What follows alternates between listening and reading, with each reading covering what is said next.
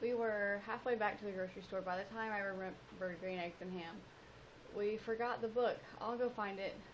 Meet you outside the furniture store. I hurried back to search behind the dumpster, by the cars, on the sidewalk. Finally, I found green eggs and ham in front of the fish market. I picked it up with my teeth and began hopping back to Metalhead and Mouse. By now, the market was closed. Two of the market guys were leaving. The guy with the ponytail who had chased Mouse, and a tall guy who reeked of garlic. "There's that lame dog again," said Garlic Breath. That raised my hackles. It's true. I was missing a leg. But there's so much more to me than that. He was a friend of the stupid mouse that made me run into the lady," said Ponytail. "He was a friend of a mouse?" said Garlic Breath. I snickered. "Yeah. What's he got in his mouth? Wait. It's a book. I think it's Green Eggs and Ham. I remember that one. Let's see a dog who can read. Let's see. A dog who can read has. Okay. Let's see. A dog who can read has a friend who is a mouse. What did you eat for lunch, man?" Garlic Breath asked as he got into his car. Ponytail laughed, and I wagged my tail, because I wasn't just a lame dog to them now. I was a dog who could read and had a mouse as a friend, and a book and a friend. What could be better than that? When I caught up with Metalhead and Mouse, they were tucked behind an arrangement of pots outside the furniture store. The lights were still on, but the store looked closed. We went around back and found the door propped open. What luck! I stuck my nose through the doorway and inhaled aroma of varnish, styrofoam, and burnt popcorn. It sounded like a television was on, a dance show of some kind. Pounding feet followed the dance beat cadence. I told Mouse and Metalhead to wait by the bushes. I hopped in to check the situation. It probably would have been smarter to have Mouse escort us things out, because he's much smaller, but he's still working on his shrimp scrap. I hated to interrupt his dinner. The furniture store was much bigger than it looked from the outside. I saw a room full of couches. Oh, how I love a good couch. In case you didn't know, the world is made up of two kinds of humans, those that allow dogs on their couch and those that don't. Professor Vester let me sleep on the couch. Of course she did. In the mattress section, I noticed an unused electrical outlet. It was perfect. Well, it would have been if there'd been something decent to eat in the store besides burnt popcorn, but it was late, and I didn't think we could be picky. I scooted out to get Mouse and Metalhead. "They've got couches. Let's go." Mouse nodded and darted into the house. Metalhead moved slower than ever. I got a better grip on Green Eggs and Ham as I waited for him to make his way inside. I was trying hard not to slobber on the cover when the door slammed. The lock turned. The lights flickered. Metalhead and Mouse were inside, and I was out. I listened to footsteps inside, the furniture store employee clearly locking up for the night. I peeked through the window. I saw a girl with a backpack and big purple laced-up boots. She had already locked the door, so she must be planning to leave from the front. I'd have to sneak in the door when she came out, otherwise I'd spend the night on the cold, hard pavement while Mouse and Metalhead were curled up on the couches inside. I ran to the front, lurking in the building shadows, but there was a bright, shining light by the door and nothing to hide behind. As I tried to figure out how to get closer without her seeing me, the girl slipped out and closed the door behind her, checking to make sure it was locked. When the furniture store had driven away, I went to the window and peered in. Metalhead was already charging in the mattress department. Mouse saw me and motioned to me to come inside. I shook my head. He ran to the window. I'm locked out, I barked. Mouse's eyes widened. His little hand shot up. His fingers splayed. I have an idea. I'll talk you through it. Unplug Metalhead. Find some string. Both of you meet me at the back door. Mouse nodded and took off. A few minutes later, I heard moving around by the back door. Did you find string? I asked. I barked. Affirmative, Metalhead said. Mouse, you loop it on the lock. And Metalhead, you pull one in like you did with the leash in your pen at Dogtown. There was some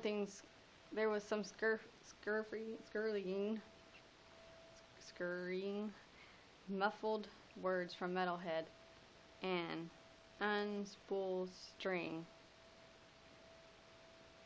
I think he said. Then click, click, dunk, and the lock slid open. So far so good. Mouse moved the string to the door handle. I barked, wondering how much charge Metalhead had been able to get. Got it, he said. Metalhead said. Now pull open the door. I heard some clanking, some groaning, and the door shuddered a little. Do whatever you did again, I barked. There was more clatter, but this time the door didn't budge. Oh no. I knew, said Metalhead. I knew the problem. I could hear his voice. He didn't have enough charge. Get back to the outlet for an hour, and I'll wait outside. Roger that, Metalhead drawled. The wind whipped through the trees. It began to snow. I curled up under a bush and tried to sleep. Every few minutes, I had to get up and run around to keep myself warm. Finally, I heard scurrying on the other side of the door. Metalhead said something I couldn't make out. The door groaned and creaked and shuddered and opened a hair and then closed again. Almost got it, I barked, groaning and creaking, and then the door opened 2 hairs, and I wedged my tail in the opening, leaning on the door frame so that I didn't fall over.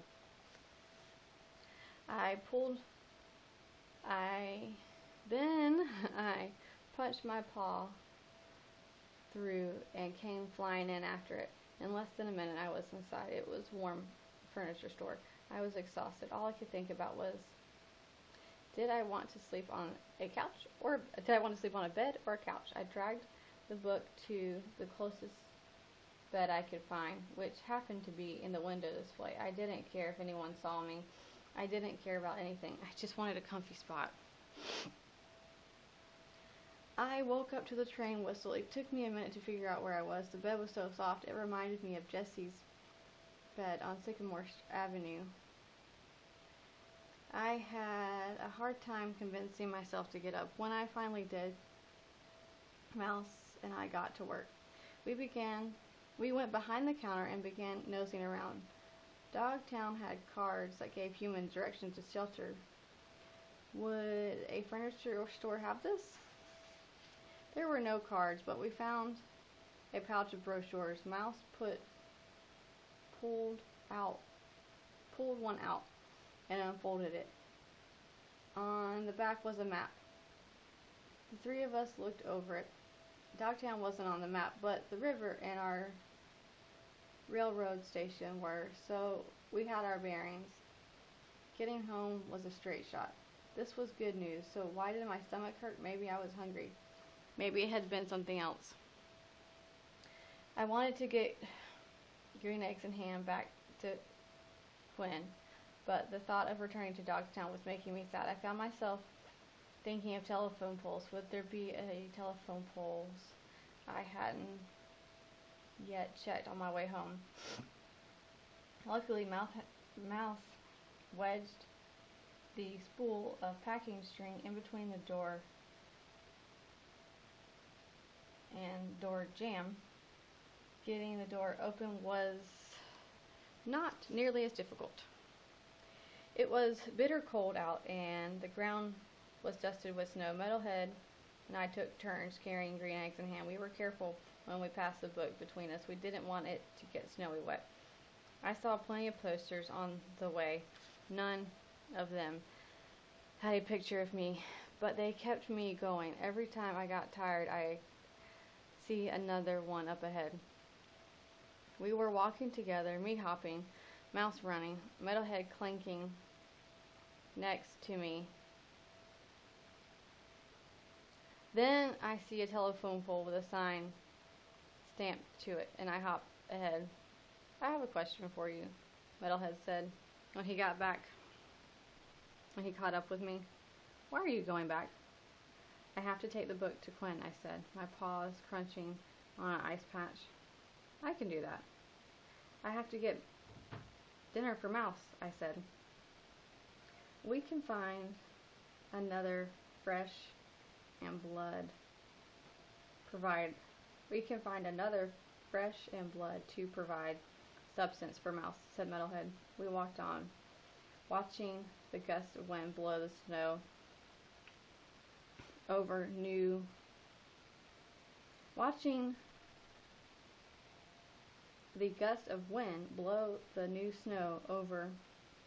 oh my goodness, I'm just going to start over. Sorry about that.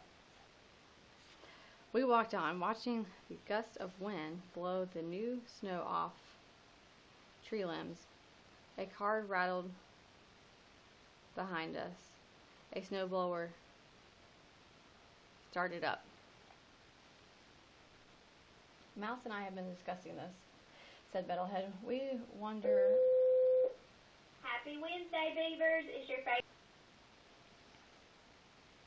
Mouse and I have been discussing this, said Metalhead. We wonder why you don't go home. Your humans could have called Dogtown looking for you, you know. They didn't, I whispered, looking back at the tracks we were making in the snow. What if they did and management said you weren't there? Why would management say that, I asked. Because your humans weren't searching for a three-legged dog, Chance.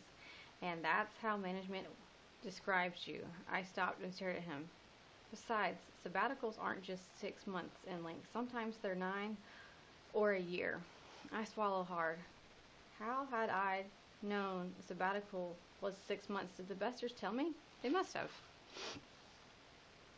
For a mind made of metal, you have a vivid imagination, I said. The snow started falling. Metalhead shook it off.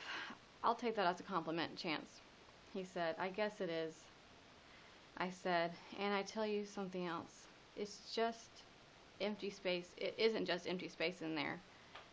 I nosed his chest. You have a heart. A heart is what Jimmy's mom would have called a nuisance, Metalhead declared. Tell me about it, I said. But I don't want to trade mine in. Me either. I shook off the snow. I shook the snow off my whiskers.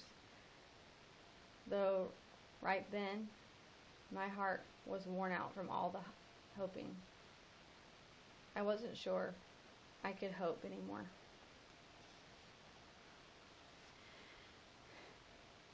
We were within sight of the driveway to Dogtown. The snow was starting to fall hard. Miles climbed on my back. He started shaking and his feet were wet.